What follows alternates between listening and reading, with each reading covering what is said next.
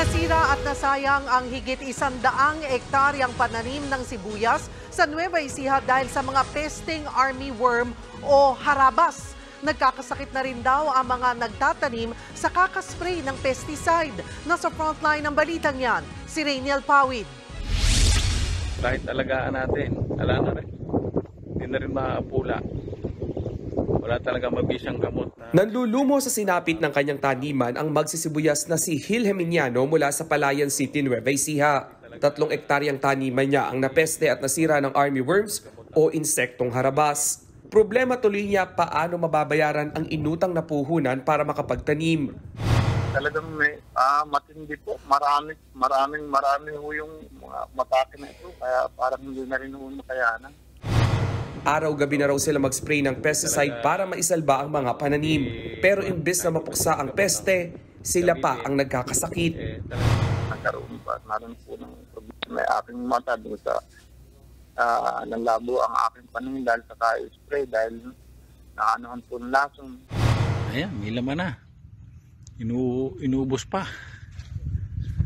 Grabe ang uod na yan. Ganyan din ang eksena sa tanimang ito sa onion capital of the Philippines, sa Bungabon, Nueva Ecija. Labis din ang panghihinayang ng magsasaka ng sibuyas na si Just Vilens. Pwede na raw sanang anihin ang pananim pero naunahan sila ng mga pesting armyworm. Sa huling tala ng lokal na pamahalaan ng Bungabon, 13 barangay ang napeste ng armyworm sa bayan. Nabawasan na nga raw yan mula sa dating 20. Aabot na rin sa higit 100 ektaryang taniman ng sibuyas ang nasira ng harabas. 7 ektarya sa mga yan ay totally damaged o hindi na mapakikinabangan.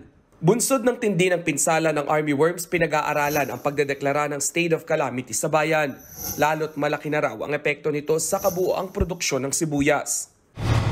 Mababa po talaga kumpara po dun sa normal na production nila due to armyworm nga po. So, kumbaga, karugtong na nito, siyempre, mababa ang income, yung ating efficiency din ng onion dito sa ating bansa.